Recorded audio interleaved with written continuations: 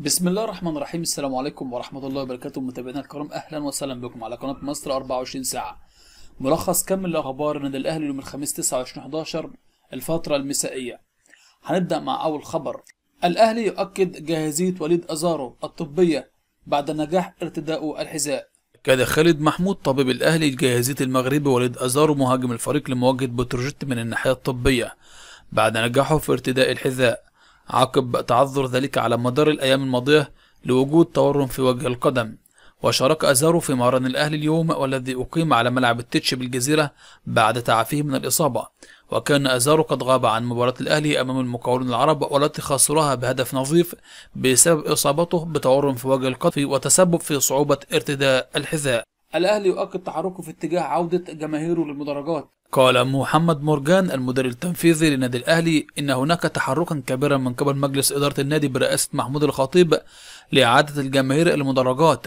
وقال مرجان في تصريحات له الأهلي يتحرك في كل الاتجاهات لإعادة الجماهير مرة أخرى إلى الملاعب، وذلك من خلال التشجيع المثالي للفريق. وأضاف نراهن على وعي جماهير الأهلي والجميع يتحرك من أجل النادي، كما أن هدفنا الأساسي هو سلامة الجمهور.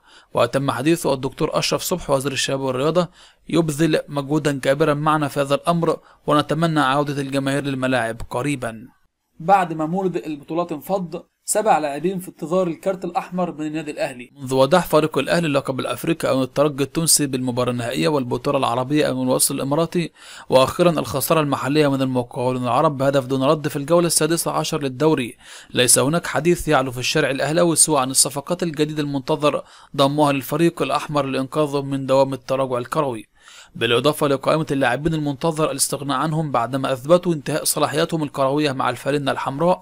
ونستعرض أشهرهم في السطور التالية. 1. مروان محسن أثبت بما لا يدع مجالا للشك أن مسألة قيادته لهجوم الأهلي لن تسمن أو تغني، فليس لديه القدرة على هز الشباك وإنقاذ الأهلي من خطوط الدفاع الصلبة للمنافسين حتى نال مستواه الانتقادات لاذعة من الجماهير الأهلوية.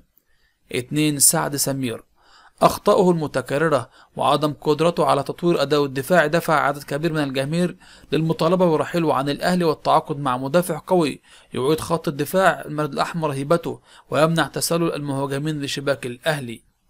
3. كوليبالي بخروج الفرنسي كارتيرون المدير الفني السابق للأهلي من بوابة القلعة الحمراء، أصبحت فرص المالي كوليبالي مدافع الفريق الأحمر للاستمرار مع ناديه صعبة للغاية، لا سيما بعد البداية المذهلة ثم التراجع الشديد في مستواه. 4. أحمد حمودي بعيدا عن حالة النحس التي تلازمه في الصعود لمنصات التتويج رغم الوصول للمباراة النهائية للدوري الأبطال الأفريقي أكثر من مرة، إلا أن استمرار أحمد حمودي مع المرد الأحمر بات محل جدل شديد وسط مطالبات بمنح فرصة للاعب أكثر إفادة للقميص الأهلاوي.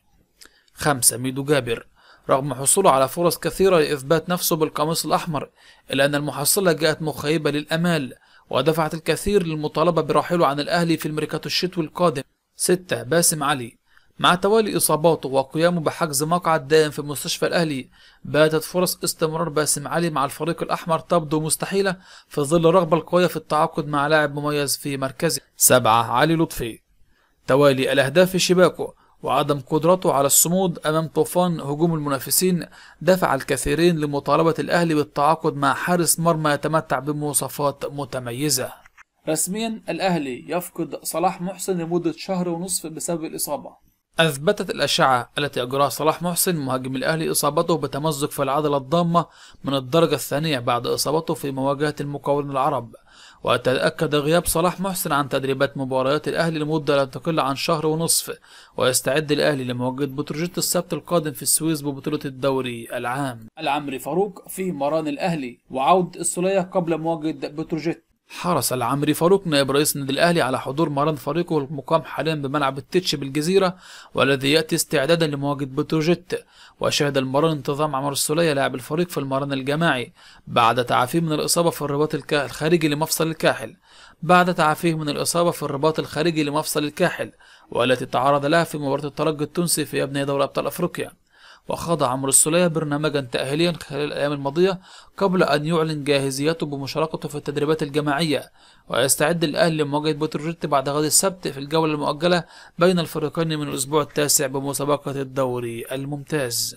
الأهلي يجهز الغزال وبركات، وصلاح محسن يعالج الضمة في الجيم. الأهلي يجهز الغزال وبركات، وصلاح محسن يعالج الضمة في الجيم. يقود عادل مصطفى المدرب المساعد بنادي الأهلي تدريبات خاصة للثنائي عمرو جمال وعمرو بركات في المران الصباحي اليوم الخميس. وتولى مدرب الأهلي الإشراف على تدريب الثنائي خلال فترة خاصة للتسديد على المرمى، وذلك على هامش مران الفريق، فيما أبدأ صلاح محسن جلسة في الجيم على هامش مران الفريق. ويعاني اللاعب من الإصابة بشد في العضلة الضمة تعرض لها في مباراة المقاولون وغادر على إثرها اللقاء. ويستعد الأهلي مواجهة بتروجيت بعد غد السبت في الجولة المؤجلة بين الفريقين من الأسبوع التاسع بمسابقة الدوري الممتاز. الأهلي يستعيد وليد أزارو قبل مواجهة بتروجيت السبت القادم.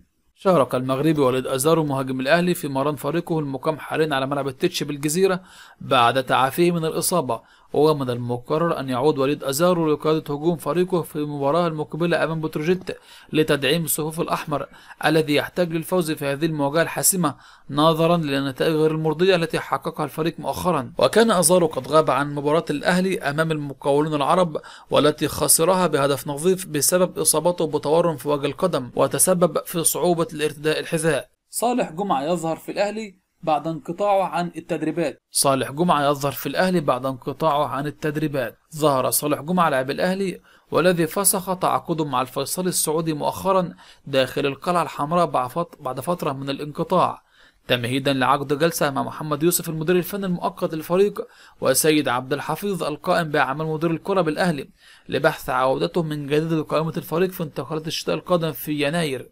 وتشهد جلسة اللاعب المنتظرة على هامش مران اليوم مع عبد الحفيظ ترتيب كافة الأمور العودة بانتظام اللاعب من جديد في تنفيذ برنامجه التأهيلي من أجل استعداد لقائده في قائمة الفريق بالانتقالات الشتاء في يناير القادم. ويختتم الأهلي استعداداته غدا الجمعة لمواجهة بتروجيت المقرر لها مساء بعد غد السبت في السويس ضمن مؤجلات الجولة التاسعة من منافسات الدوري الممتاز. الأهلي يذبح عجل لفك النحس قبل مواجهة بتروجيت. ذبح لاعبو الأهلي عجلا قبل انطلاق المران الصباحي صباح اليوم الخميس لفك النحس بعد سلسلة النتائج السلبية التي يحققها الفريق أفريقيا وعربيا ومحليا، وآخرها الخسارة من المقاولون العرب بهدف نظيف في بطولة الدوري العام. ووزع لاعبو الأهلي لحوم على عمال النادي بعد ذبح العجل. سبحان مغير الأحوال، ثلاثي القمة في الموسم الماضي، أبطال القاح في 2018.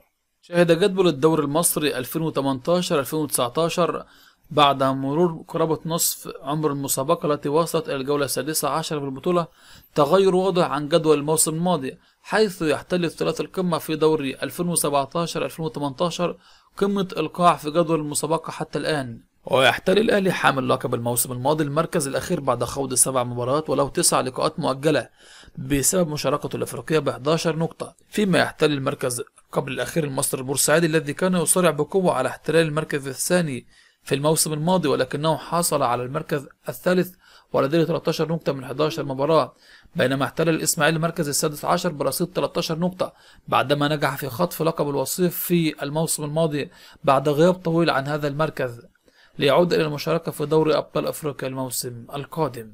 خصومات وتجميد مستحقات اللاعبين في الأهلي بعد الخسارة من المقاولون العرب. قرر الجهاز الفني للأهلي تجميد مستحقات اللاعبين وتوقيع عقوبة مالية كبيرة ضد اللاعبين تصل ل 20,000 جنيه ضد أي لاعب وعدم تصرف أي مستحقات مالية لحين تحسن نتائج الفريق عقب الخسارة من المقاولون العرب بهدف نظيف في المباراة التي جمعت الفريقين أمس الأول ضمن منافسات الجولة السادسة عشر للدوري.